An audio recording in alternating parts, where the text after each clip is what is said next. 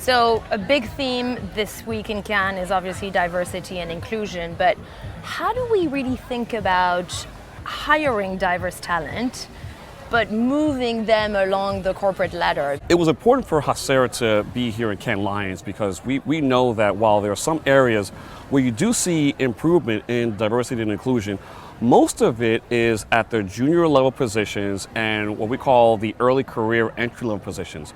Once you get into mid-level managers, there's a wall that's there, and we know that that wall, on the other side of the wall, there's a different set of rules. Because to get into these high-ranking roles, it requires sponsorship. And our community is under-mentored and severely under-sponsored. And so what that means is that companies need to be intentional when it comes to diversity, equity, and inclusion at the highest levels. We like to call it DEI squared: diversity, equity, inclusion, intentionality. So there's two I's, not just one. So how would you advise companies to really be intentional in hiring diverse talent across all the levels within their companies, within their ranks?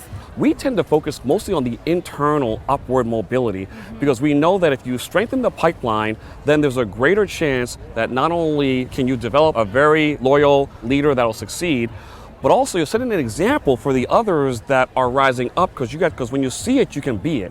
And that's a very positive retention strategy as well, because we know that retention is one of the big challenges, because you may have a great diversity hiring strategy, but if you don't have a strategy for belonging, they're going to leave. So you have to have that whole strategy for diversity, equity, inclusion, and intentionality.